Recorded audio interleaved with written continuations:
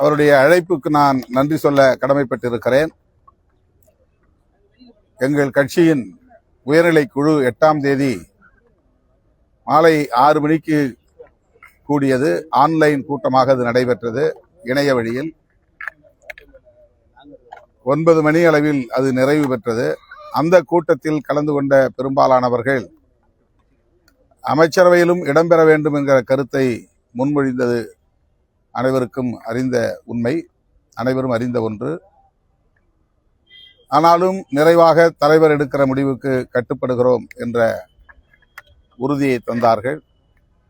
அதன் அடிப்படையில் 9ஆம் தேதி பொதுச் செயலாளர்கள் 2 பேரோடும் கலந்து பேசி ஆட்சி அமைப்பதற்காக மட்டுமே நம்முடைய ஆதரவை நல்குவது என்கிற நிபந்தனையற்ற ஆதரவை நாங்கள் நல்கினோம். பதவியேற்புக்கு பிறகு வேளச்சேரிக்கு வருகை தந்த திரு விஜய் அவர்கள் தம்முடைய விருப்பத்தை வெளிப்படுத்தினார். அதை இப்போது மீண்டும் வெளிப்படையாக ஆதவ் அர்ஜுனா அவர்கள் வழிமொழிந்திருக்கிறார். இது குறித்து எமது முன்னணி பொறுப்பாளர்கள், பொதுச் செயலாளர்கள், மாநில பொருளாளர், முதன்மை செயலாளர் போன்ற முன்னணி பொறுப்பாளர்களோடு கலந்து பேசிய பின்னர் எங்கள் முடிவை அறிவிப்போம். ஆட்சியிலும் பங்கு, அதிகாரத்தில் பங்கு தான் விசிகாவுடைய கொள்கை. அப்படி இருக்கும்போது யோசிக்க வேண்டிய காரணம் இல்லை சார். தாவேகா கூட்டணியில் இணைந்து நாங்கள் தேர்தலை சந்திக்கவில்லை. நாங்கள் இன்னொரு கூட்டணியில், திமுக கூட்டணியில் இடம்பெற்றிருந்தோம். அந்த கூட்டணியில் 2 இடங்களில் நாங்கள் வெற்றி பெற்றோம். தாவேகா ஆட்சி அமைப்பதற்கு 2 இடங்கள் மட்டுமே தேவை என்கிற நிலையில் எங்கள் ஆதரவை நாங்கள் நல்கினோம். தற்போது வெளிப்படையாகவே தாவேகா தரப்பிலிருந்து விடுதலை சிறுத்தைகள், இந்திய யூனியன் முஸ்லீம் லீக் ஆகிய இரு கட்சிகளுமே அமைச்சரவையில் இடம்பெற வேண்டும் என்கிற விருப்பத்தை வெளிப்படுத்தியிருக்கிறார்கள். ஆகவே அவருடைய அழைப்பை நாங்கள் மதிக்கிறோம், நன்றி சொல்ல கடமைப்பட்டிருக்கிறோம். என்றாலும் இதற்காக மீண்டும் உயர்நிலைக் குழுவை கூட்ட வேண்டிய தேவையில்லை. பொதுச் செயலாளர்கள் 2 பேர், பொருளாளர், முதன்மை செயலாளர்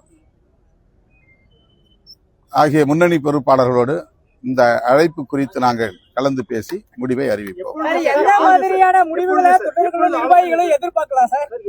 பெரும்பான்மை அமைப்பதற்கான அப்போதிலிருந்தே தாவேகா அவங்களுடைய நிலைப்பாட்டுல கரெக்டா இருக்காங்க. குறிப்பா ஆட்சியிலையும் உங்களுக்கு பங்கு தரதா அப்போ பேச்சுவார்த்தையிலுமே சொல்லிட்டு இருந்தாங்க. இப்போ வெளிப்படையாவும் இருக்கு.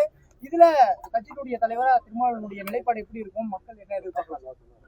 இல்லைன்னா ஒரு எல்லோருக்குமான தலைவர் அம்பேத்கர் என்கிற நூல் வெளியீட்டு விழாவிலேயே திரு விஜய் அவர்கள் வெளிப்படையாக விடுதலை சிறுத்தைகளுக்கு அழைப்பு விடுத்தார். திருமாவளவன் அவர்கள் எங்கே இருந்தாலும் அவருடைய உள்ளம் இங்கேதான் இருக்கும் என்று அந்த கூட்டத்தில் வெளிப்படையாக அறிவித்தார். அது எங்களை அழைப்பதற்கு உரிய ஒரு செய்தியாகத்தான் புரிந்து கொண்டோம். ஆனால் எங்களால் தாவேகா கூட்டணியில் இடம்பெறும் சூழல் உருவாகவில்லை. நாங்கள் தொடர்ந்து திராவிட முன்னேற்றக் கழகத்தின் தலைமையிலான கூட்டணியில் தான் பயணித்தோம். ஆகவே அதை ஒரு நிபந்தனையாக, நாங்கள் தருகிற ஆதரவை ஒரு நிபந்தனை ஆதரவாக தருவதில் எங்களுக்கு உடன்பாடு இல்லை. 2 இடங்களை பெற்றிருக்கிற நிலையில் எங்களுக்கு அமைச்சரவையில் இடம் தர வேண்டும், அப்படி என்றால் தான் நாங்கள் ஆதரவை நல்குவோம் என்றெல்லாம் நாங்கள் நிபந்தனை விதிக்கவில்லை. நிபந்தனையற்ற முறையில் எங்கள் ஆதரவை நாங்கள் நல்கிவிட்டோம். இப்போது விடுதலை சிறுத்தைகளும் அமைச்சரவையில் இடம்பெற வேண்டும் என்று வெளிப்படையான ஒரு அழைப்பு வந்திருக்கிற நிலையில் நாங்கள் கலந்து பேசுவது தவிர்க்க முடியாததாக இருக்கிறது. முன்னணி பொறுப்பாளர்களோடு கலந்து பேசுவோம்.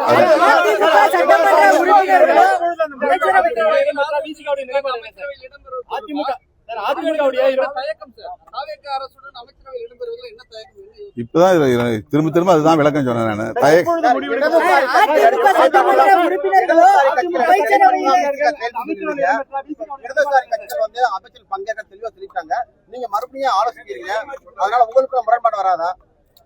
இடதுசாரிகள் என்ன முடிவெடுத்தார்களோ அதே முடிவைத்தான் நாங்களும் எடுத்தோம். 8ஆம் தேதி மாலை 4 மணிக்கு அவர்கள் முடிவை அறிவித்தார்கள். அப்போதே நாங்களும் அறிவிக்க வேண்டும் என்று பலரும் எதிர்பார்த்தார்கள். அந்த எதிர்பார்ப்பு நிகழவில்லை என்பதனால் கடுமையாக விமர்சித்தார்கள். எங்களுக்கும் கட்சி இருக்கிறது, கட்சியில் கட்டமைப்பு இருக்கிறது, ஒரு நடைமுறை விதிகள் இருக்கின்றன. ஆகவே நாங்கள் இடதுசாரிகளிடமே சொன்னது என்னவென்றால், உங்கள் முடிவை ஒட்டி எங்கள் முடிவு இருக்கும், உயர்நிலைக் குழுவில் நாங்கள் கலந்து பேசிய பிறகு அறிவிப்போம் என்று சொல்லியிருந்தோம். 8ஆம் தேதி 9 மணிக்கு, இரவு 9 மணிக்குத்தான் உயர்நிலைக் குழு கூட்டம், ஆன்லைன் கூட்டம் நிறைவு பெற்றது. 8ஆம் தேதி காலையே நான் சொல்லியிருந்தேன் 9ஆம் தேதி பகல்தான் அறிவிப்போம் என்று. ஆனால் 8ஆம் தேதி இடதுசாரிகள் அறிவித்துவிட்ட பிறகு ஏன் தாமதம், எதற்காக தாமதம் என்றெல்லாம் அறிவுஜீவிகள் உட்கார்ந்து கொண்டு விவாதங்களிலே பேசிக் கொண்டிருக்கிறார்கள். இது ஒரு கட்சி, இந்த கட்சிக்கு ஒரு நடைமுறை இருக்கிறது. ஒவ்வொரு பொறுப்பாளரும் ஒவ்வொரு கருத்தை கொண்டிருப்பார்கள். எல்லோரையும் பேசி ஒருமித்த கருத்துக்கு கொண்டு வர வேண்டியது ஒரு கட்சி தலைவருக்குரிய பொறுப்பு, கடமை. கட்சியை நடத்தக்கூடியவர்களுக்குத்தான் அதில் உள்ள சிரமம் தெரியும். ஆகவே அடுத்த நாள் பகல் 12 மணிக்கு மேல் தான் நாங்கள் கூடினோம். 2 மணிக்கு ஆதவ அர்ஜுனாவுக்கு நாங்கள் தகவல் கொடுத்து விட்டோம். 4 மணிக்கு அவர் எடுத்து வந்த ஆவணங்களில் கையொப்பம் வாங்கி கொண்டு விடைபெற்றுக் கொண்ட பின்னர் தான் நான் பத்திரிகையாளரை சந்தித்தோம்.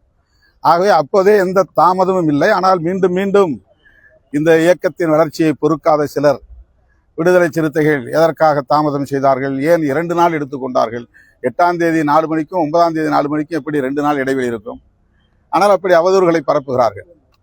ஆகவே இடதுசாரிகள் என்ன முடிவை எடுத்தார்களோ அதே முடிவைத்தான் நான் எடுத்து 9ஆம் தேதி 4:45 மணிக்கு செய்தியாளர்களை சந்தித்து சொன்னேன்.